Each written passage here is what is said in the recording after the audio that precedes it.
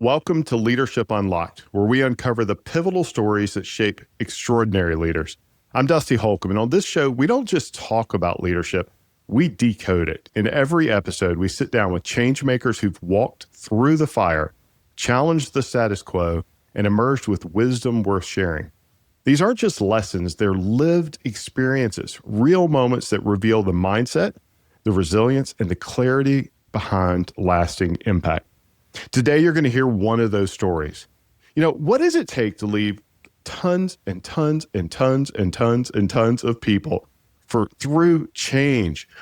He leads one of America's most trusted brands. He's managed billion-dollar strategies and thousands of frontline pros. And yes, he's known for a great t-shirt. Today, we're unlocking what it takes to really lead with clarity, credibility, and heart with Gene Boehm, the president and CEO of AAA. Gene, thank you so much for being here. Thank you so much for taking the time. Man, it is so good to see you after a couple of years. How the heck have you been? Oh, I've been terrific, Dusty, and it's wonderful to see you. I'm excited about what you're doing with this podcast series and really enjoy spending some time with a friend here just to talk about leadership. Well, I know it's a topic that's near and dear to your heart and something that you've, over many conversations over the years, you and I've talked about, and probably not gone as deep as we could have. But maybe if I can just start with a question for you is like, what's a leadership principle or belief that you live by every single day, and how did you arrive at it? One of the things that I always think about in the back of my mind is most of what we worry about never happens. I wish I could take credit for that. It's actually from a John Mellencamp song called For the Children, where he says, I have worried about many things, most of which have not come to pass. As I approach my work and as I approach my life, I just think, there's always these things that we're worried about. And, when you step back and say, most of those things that you worry about aren't going to happen, it can be liberating. I think that's powerful for leadership and that's powerful for all of life. And I like to think about things through the lens of return on invested time. How much time, effort, and energy is wasted worrying about things that you can't control, that aren't going to happen. Let's focus on the things that you can influence and can impact. I think right out from the gate, you've given our audience a tool that they can then use.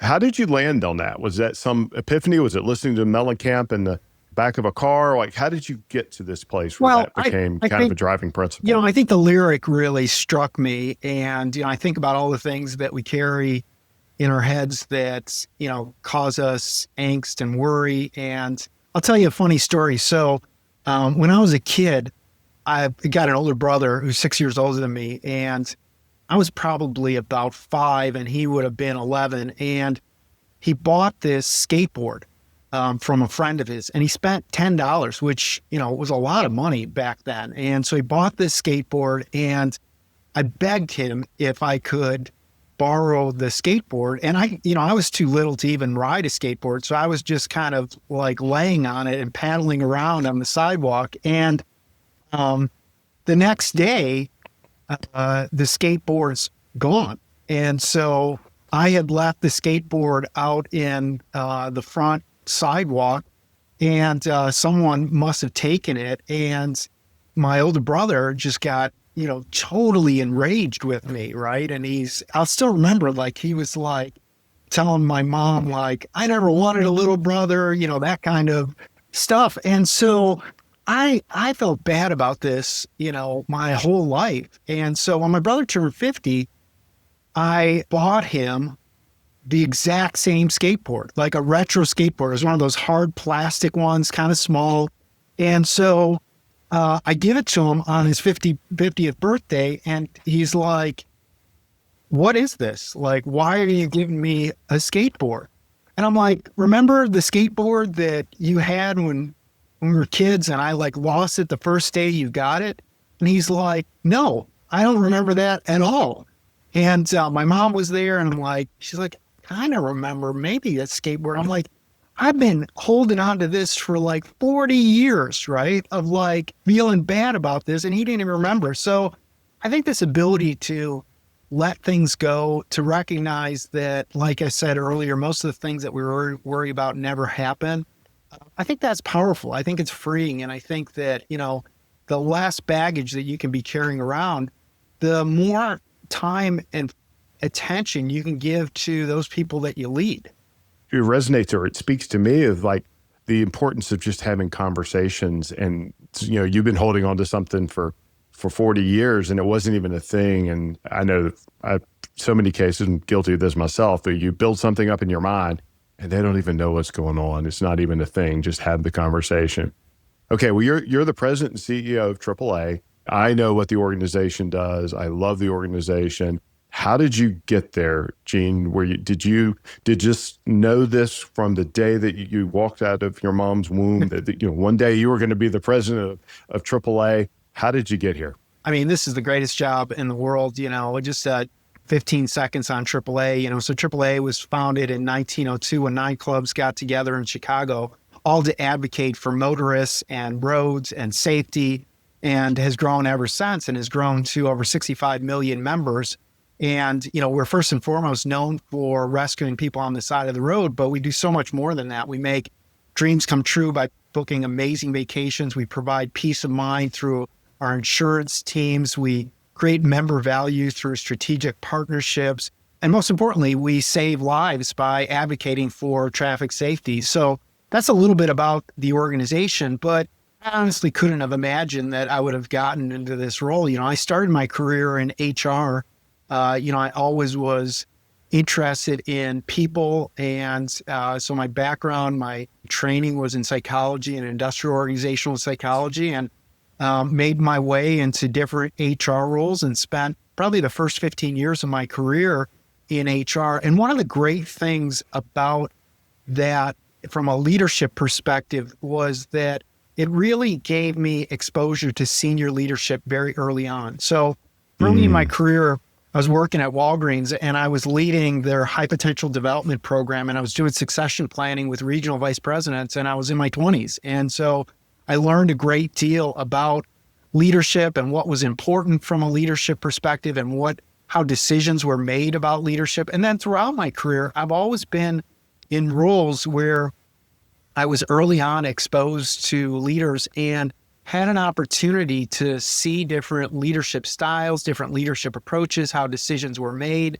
and just found that extraordinarily helpful. So when I finally got to this role, and it was interesting when I went through the search process about 1.5 years ago, through a series of great mentors, I really felt like I was prepared. Like every experience that I'd been given really had prepared me for this opportunity. Cool. Well, let's pick one of those experiences. Every leader has lots of life experiences and leadership experiences that frame them, reform them. What was a defining moment for you earlier in your career? Like where you can look back now and go, wow, that was an inflection point that changed the way I lead, whether it was a challenge you overcame or, an opportunity that you weren't ready for, but you just had to step into it. What was one of those defining moments for you? Yeah. So early in my career, I worked for Arthur Andersen and was very excited to work for them. They were one of the top accounting and consulting firms globally. And so I was there when it all collapsed from the Enron scandal. And, it was such an interesting experience because, that was the fall of 2001. It was after 9/11. So there was a lot of uncertainty in the marketplace. And the story of the Enron scandal started to emerge. And I'll never forget, there was the managing partner of the global firm left everyone in Arthur Andersen a voicemail message. They had that capability where you could leave a message for everyone. And they said,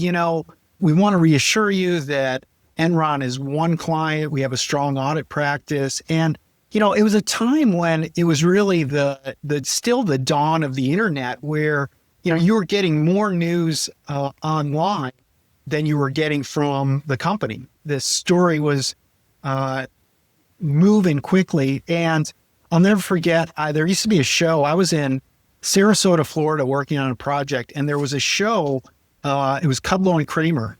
So Kramer from CNBC, he did this show that they would talk about topical things of the day, and they were talking about Arthur Andersen, and in Kramer's style, he's got this very strong style. He's like yelling at the screen. He's like, the good people of Arthur Andersen, they'll find another job. And I remember thinking to myself, wow, it's so easy for you to say that. Like, I'm 29 years old. I've got 2 young children, and the firm that I've joined is totally collapsing. And I saw it quickly. Like, it was funny how quickly it all fell apart. And so I found myself without a job. And I will say that what helped me is, I started looking, as everyone was at that time, and was able to, find a new position not long after I was released from Arthur Andersen. But I think the best thing about that experience was it really taught me that the worst thing that can happen is you lose your job. And that's not that bad of a thing, right? Like, there are other opportunities out there. And so it really empowered me not to be fearful about losing my job. I love that. One of my truisms, or any team I've ever worked with, they've gotten tired of hearing me say something which is very similar, which is, guys, what's the worst that can happen? As long as no one's going to die, the stakes are pretty good here. Let's just figure it out. And then, sometimes the worst that can happen isn't losing your job, to your point. Like, that's not that big a deal. You'll be okay. But so often people, in the moment, it feels hard, right? In the moment, it's a challenge. You have to have the ability to go from a narrow view lens to the long view and go, what opportunities are being created for me? Where am I going from this? That's super cool that you got that lesson relatively earlier in your career, because so many people, that becomes a downward inflection point as opposed to a grit, resilience. Hey, it's actually not that big of a deal, not that bad. Let's pick another story. Like, if you look back now and you say, hey, here's a place where I made a mistake as a leader, and you could go back and give yourself some advice on how to do it better. What's one of those things where you can look back in reflection and go, yeah, that wasn't really the right decision, or I could have handled that better? Is there one of those that you took and became a reframing moment for you, or a tool that allowed you to go, aha, I can learn from this and become a better leader? I think about this a lot from the standpoint of when you get feedback. When you get feedback, you get this feedback, and sometimes you're like, yeah, that's absolutely right. And other times you're like, oh, they don't know what they're talking about. They just don't understand the context. And it's funny, it's hard to pinpoint a specific example of this, but there are many times where I'll be out like on a run and I'll think to myself of some feedback that I got like 10 years ago or even like 20 years ago. And I'll be like, yeah, they were right. Yeah. Like, it's taken me a long time to appreciate that they were right, but they were right. But, I'll share with you one of the interesting things that I experienced after Arthur Andersen collapsed and I ended up at Allstate. I consistently got this feedback that, you really need to think before you speak. You've got a lot of ideas and, you can be a little assertive on things and, just really think through, like, how's the audience going to receive that? And I really worked on it.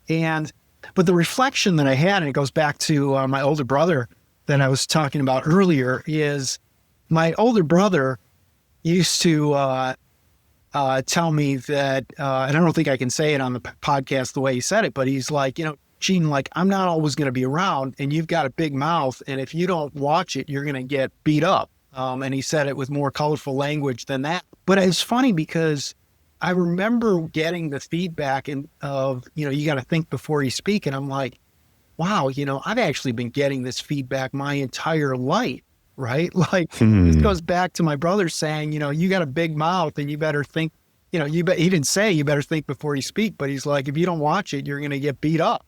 And I'm not always going to be around there for you. So it's interesting how that changes then. And so, then I went from Allstate, where I was very thoughtful and learned to be more diplomatic in my approach. And I joined PwC and I got back into consulting. And then I got feedback that I wasn't assertive enough.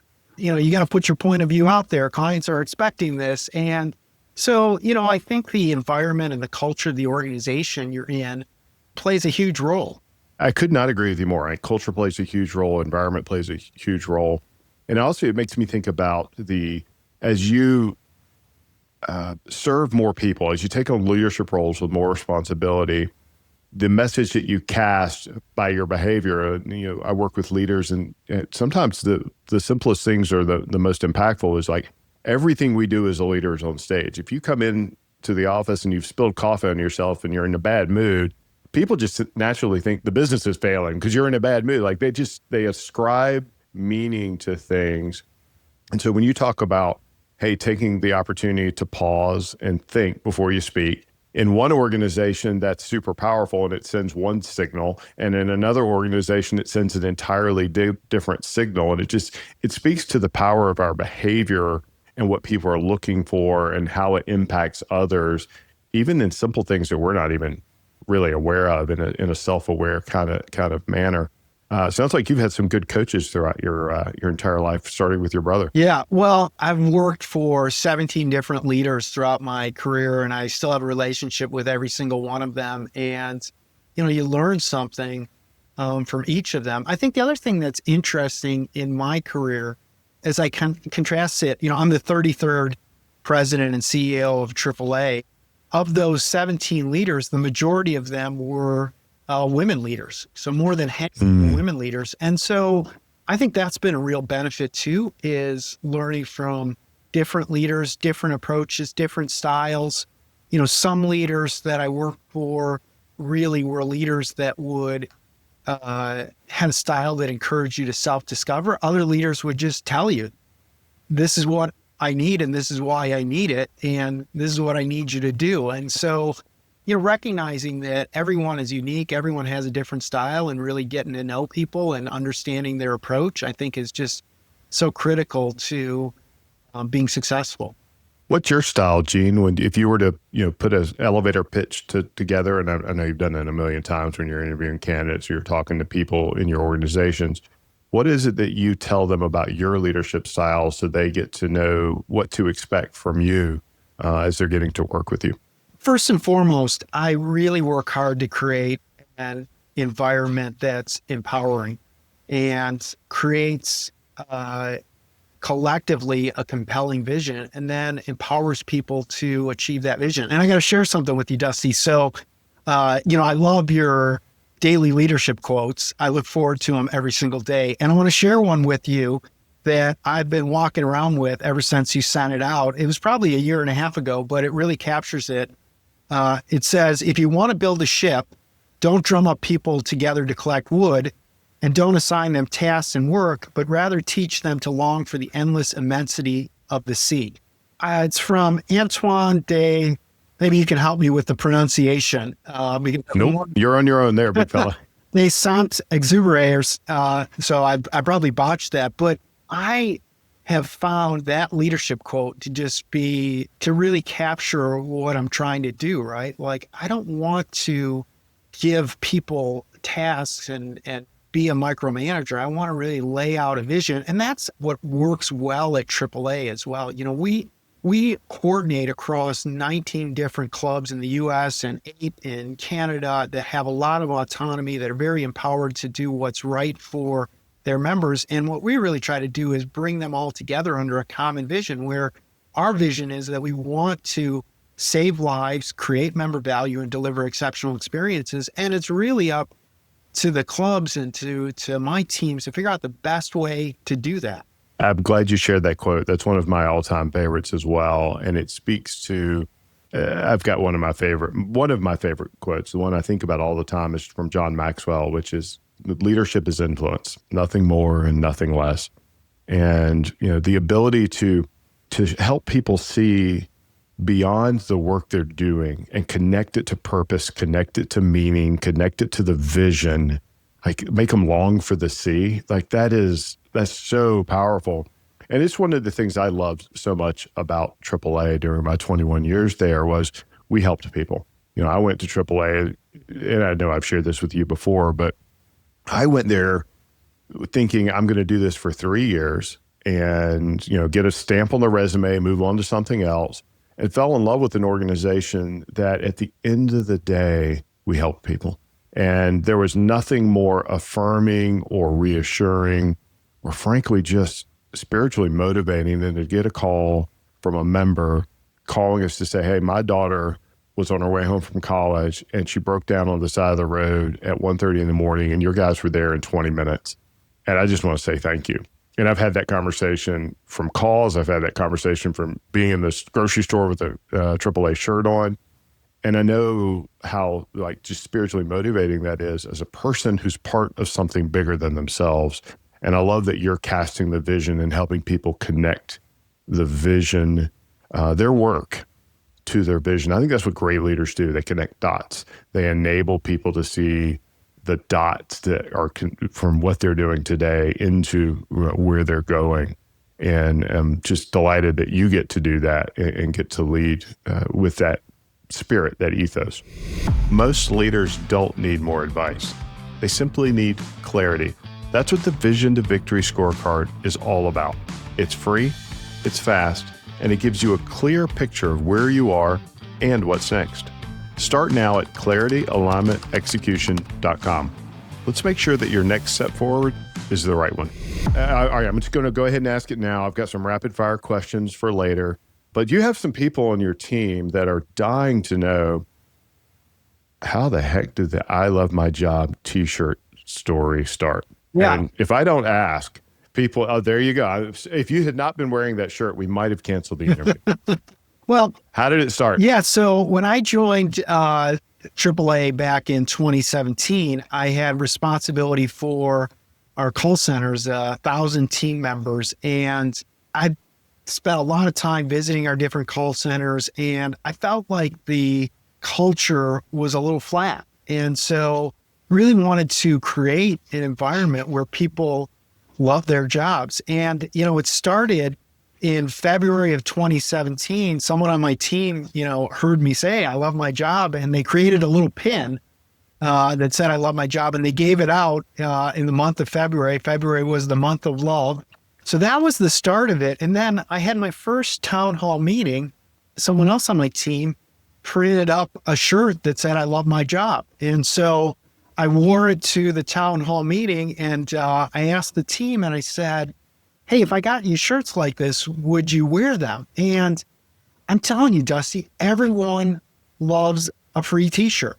Now, so like everyone like raises their hands and says, yeah, we want a shirt like that. Now, I will be honest with you, like there are people that were in the back row that were like this, like there's no freaking way I'm wearing that shirt. And so, it was really to, just create an environment where people are energized. And I'll tell you, it's been interesting. So after that, then every new hire that we brought on, we gave an I Love My Job shirt to. And part of what I was trying to do there was to create a conversation with that person's family, to be honest, right? Like the shirt.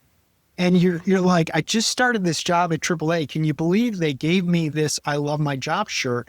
And your partner or your family are going to be like, well, are you going to wear it? Like, or not, right? But either way, it creates some dialogue around what is your relationship to AAA, right? Like, how do you really feel about it? And so I love it here. And we tried to really expand that across the association. And I meet so many people that say, I've been loving my job longer than you've even been a part of AAA. Like there's a lot of people that feel that way. And so really just trying to create an energy and an experience where people can be who they are and feel like they belong. And I've had a lot of fun with it. I walk through an airport wearing the shirt and people just smile. I go, one of our strategic partners at UPS where we have a discount, they will, when I walk in, I don't even have to show my membership card. They give me the discount just because I'm wearing the shirt. So the funniest time was once when I was at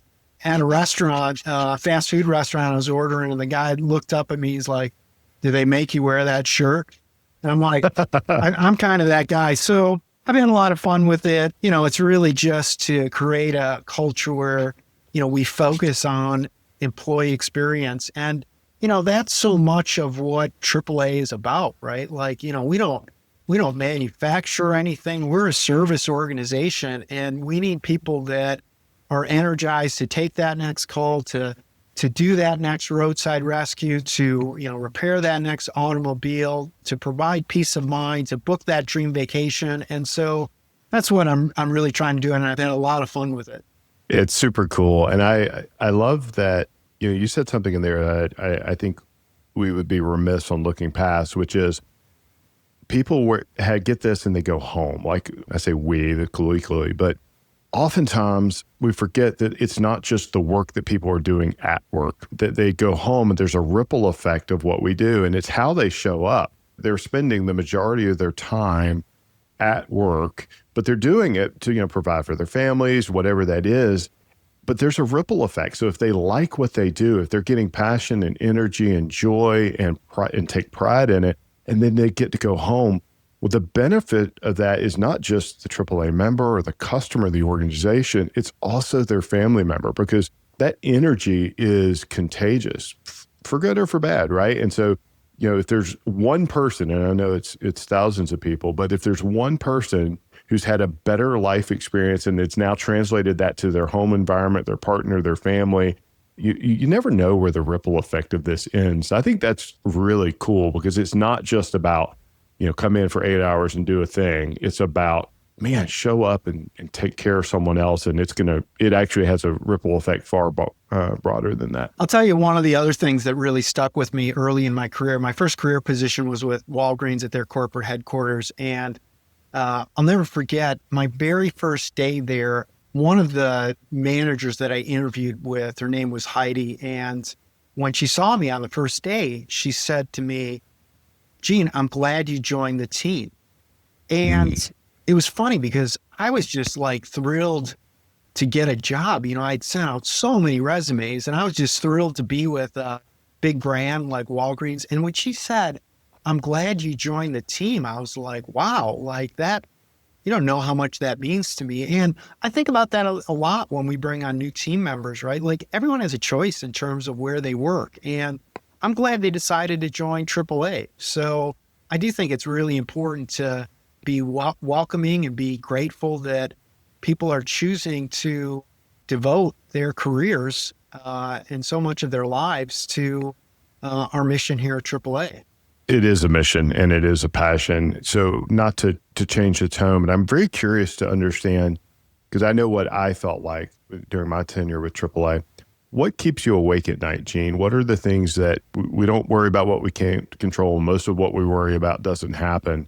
But what are the things that keep you awake at night as a leader of an organization like AAA? Yeah, I think the biggest tragedy that we have is that our roadside heroes, we lose too many of them in the line of duty. And so for 20 years now, we have been advocating for slow down and move over. And we've been able to get those laws passed in all 50 states. And yet we still lose, or I should say the overall towing industry still loses one roadside technician every other week. And in fact, it's terribly sad. On Tuesday, around 1:00 in the afternoon on Long Island, Richard Rodriguez lost his life rescuing one of our AAA members. And so that's what I really worry about is, this is a really great thing we do, and we're still having people that are losing their lives to perform that service. And we just need people to slow down and move over. And we just cannot tolerate a single more death on the side of the road trying to rescue either a member or even if it's not associated with AAA. It's just unacceptable. Yeah, I'm so glad. I knew without even us having talked about it that that's where you were going to go, because that was certainly the thing that kept me awake every night, is that middle of the night phone call or whatever it is. And if those folks who listen to this take nothing else away from this conversation than to be aware that when they see those flashing lights, they need to slow down and move over. It's not a person on the side of the road who's helping. It's a family member. It's a father, a son, a sister, a mother, whoever it is. They're out there putting themselves at risk to help someone else. And it's pervasive today the amount of distraction that we have in the car with, text messages and phones and all that. Now, I'll admit I've been, guilty of violating that. And it takes intentionality to put it down, but you're not doing it for yourself, because there's nothing that's going to come over that phone that's more important than Mr. Rodriguez and to his family. And I'm so glad that you brought that up. And our PSA for today's conversation is take the time. You see the lights, move over, and whether it's a roadside or emergency road service technician, someone helping someone, or a police officer, whatever it is, it's a law. But don't do it because it's a law. Do it because you're protecting someone else. And it is the thing that there's no greater heartbreak than to know that someone tragically lost their life and they didn't have to. It's because someone else wasn't paying attention. Yep. I'm going to take us back to the T-shirts for a moment. How many do you own?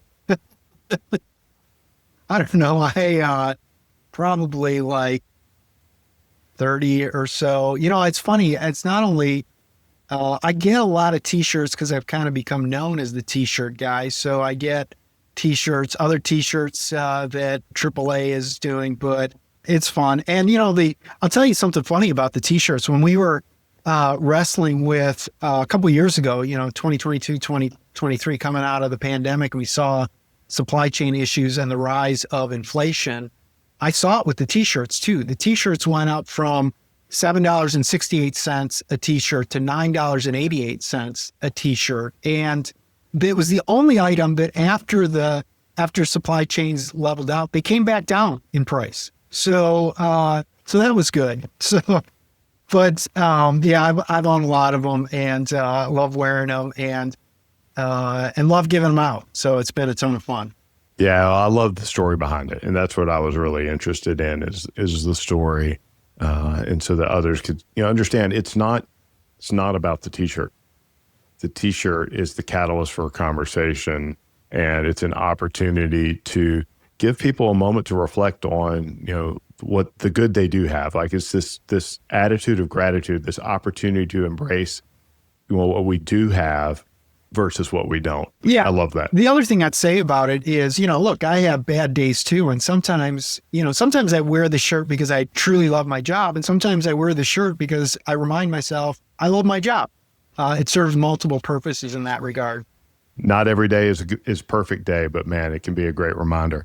All right, let's switch to a little bit of a rapid fire. I sent a few of these, but I've got a few extras for you. What's a book that you believe every leader should read? One that you would hand out or have handed out over the years? Frankenstein. Ooh, tell me why. Yeah, so I love the story of Dr. Frankenstein, and, very old book, couple 100 years old now, but, it's basically about a guy that's obsessed with creating another human being, and he works so hard, and then when he's finally completed the task, he doesn't love what he's created. I think you have to always love what you create. And if you don't love what you create, it will turn on you. And so I think no other story captures that better than Frankenstein. That's really cool. I've never thought about Frankenstein through that lens. And honestly, I don't know if I've ever read the book. Oh, you have to read it. It's going on my list. Yeah, it's terrific. What's a leadership lesson that you just had to learn the hard way? I think to be patient, and it's still something that I'm working on, right? Like I get an idea and I'm like, let's do it now. Like, how about right now? So I think that's probably the hardest thing is patience. Yeah, I have the same affliction, that bright, new, shiny object. And okay, it's patience and it's discipline and it's all those things. What's a daily practice that you employ that makes you a better leader? I run just about every day, and it is great. Like it provides me an opportunity to think, to prepare for the day.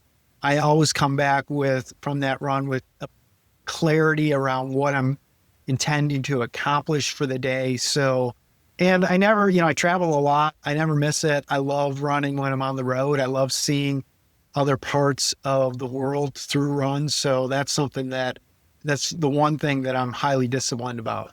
That's awesome. Now, do you run with music or podcast, or are you running without anything, or No, some combination of I both? typically run with music. Sometimes I'll listen to the news too. So there's always something going on there. But, I'm a marathon runner. So on the weekends, I'll do very long runs. Like this weekend, I'm going to run 15 miles. So that gives you lots of time to think and really reflect on your family and reflect on work. And I find it incredibly helpful.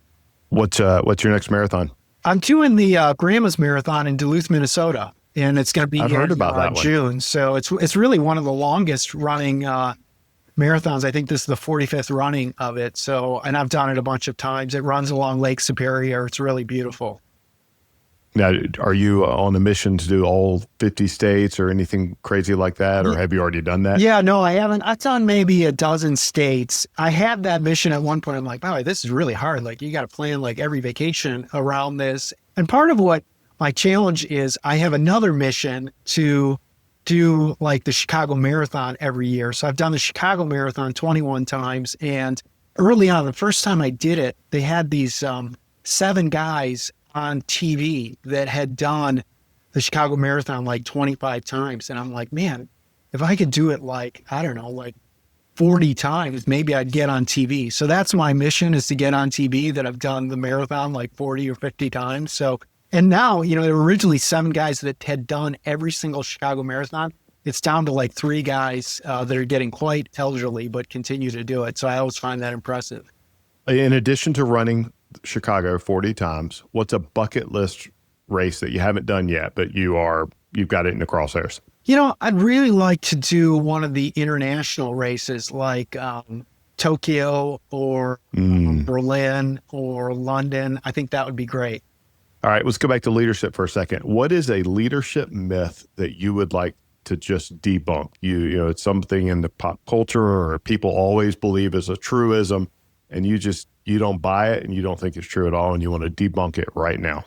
People overly focus on what is, I think, a solid principle of management, that what gets measured gets managed. But taken to an extreme, it causes you to just be an operator and not a leader. Look, you have to focus on key priorities. You have to measure those key priorities, but you have to also constantly be lifting up your head and looking ahead and making sure that you have a clear vision. You have to do a great job of telling stories, I think, as a leader. I think that that's incredibly important, that people understand the context and people feel like they can relate to you, that they can relate to the story. I mean, the reason people watch so much TV and stream so many shows is because they love stories. And so I think that that's incredibly important to be successful in your work life as well. Could not agree with you more. And it's fascinating as you say that. I'm sitting here thinking your lesson early on was, don't worry about things. And most of the things you worry about aren't going to happen. That resonates, or it landed, frankly, it stuck with me because of the story about the skateboard and 40 years later, how that wasn't the thing that you like. That's the story that is the method of conveying and emotionally capturing and connecting. So I could not agree with you more. And you bring to mind this incredible distinction between leadership and management, right? I've worked with a lot of managers over the years, but I've worked with fewer leaders, and there's a difference, and that's not bad. It's just different. And I really appreciate that you can debunk or give people an alternative view, which is not just, measure everything, manage what you measure, but you have to lead through it. I love that. All right. What is your leadership superpower? Building relationships. I think that I've really put a premium on that. And that's probably the guidance and tool that I share the most with people. I had an interesting experience early on when I first joined Arthur Andersen, worked for a woman named Julie. And my first week there, she gave me the names of 5 of her peers that were directors. And Julie was 2 levels above me. And she said, I want you to take these 5 people to lunch and get to know them. Hmm. I was like, I don't know, 26 or so, and they were all, in their late 30s, early 40s, and so I went to lunch with them, and I remember asking Julie, I'm like, and what am I supposed to like do at lunch, right? But I really feel like it came natural to me. I'm very inquisitive about people. Like everyone has their story, right? Like so, I would ask them like a real simple question, like, what do you think it takes to be successful at Arthur Andersen? And it was really revealing, right? Like people would share how they got here and like what they thought was important. That was a technique that I continue to do. I love going to lunch with people and getting to know them. And, one of the ways that I've translated that is then when you think about people that are like, they want to advance their career. I think there's a couple of things that I think are especially that I found especially important in that is one is you have to be clear on what you want to do. Like Hmm. most people don't know what they want to do. And that's natural, right? But the first step is you got to be clear on what you want to do because people want to help you, but they can't help you if they don't know what you want to do. Like if I say, I want to someday be chief marketing officer, right? Well, then I can steer you on the path. I can direct you to the people that you should meet with and the types of capabilities that I think are going to be important. But if you just generically say like, I want to lead and make a difference, right? Like everyone wants to lead and make a difference, right? I'm not sure exactly how to steer you. So I think being clear on what you want to do. And then the second thing I say, okay, well, who are the 10 people that are most important in making that happen for you? And I think many people think, well, if I just do good work, I'll be recognized, but it doesn't really work that way. And so you have to get to know the people that are actually the decision makers and help them understand what you're interested in and why you're interested in getting their advice on how you can do more of what you're trying to do. And so I've always found that to be a helpful exercise is just literally to create a spreadsheet of the 10 people that are most important in helping you get where you want to get. And then assessing how well do they know me, right? Like, they know Hmm. everything about me. They know my kids. They know my background. It would be like rated 5 versus 1. They don't know me at all. Like they never even heard. I mean, sometimes you have people on that list are like, they've never even heard of me. And then the second dimension is, how influential are they? Like how important are they actually in this decision? Do they have a voice? And then the third dimension is how strong of an advocate are they for me? Right. And so this person is going to do everything they possibly can to help me be successful. Or this person is an important stakeholder, but doesn't know me and isn't going to advocate for me. They're just going to sit quietly. So that's been a key piece that I've used in a lot of mentoring is help people understand what they want to do and then help them assess the people that can help them get there. Gene, I love that. I've never heard it laid out that way. I think that's an incredible framework of intentionality, like to serve someone else, to help them get to where they want to be, but then also for you to, get a clear vision of where you want to go. And then to your point, people want to help you. Who in your journey is it that you can call on? And I think it's incredibly important for people to have a tribe. And we're not robots and machines. And frankly, we need people that we can be honest and real with and say, and who will call you on your own BS and then also will just help you. I love that. And I love the way you framed those 3 dimensions. I'll make sure that we articulate that in the show notes. I think that's a phenomenal tool. And I love that you've given that to others. And it just speaks to intentionality and the power of clarity and the power of being purposeful in building the relationships that will matter for many, many decades. And that's super cool. Man, that's good. What's a cause or an organization that you are personally passionate about supporting?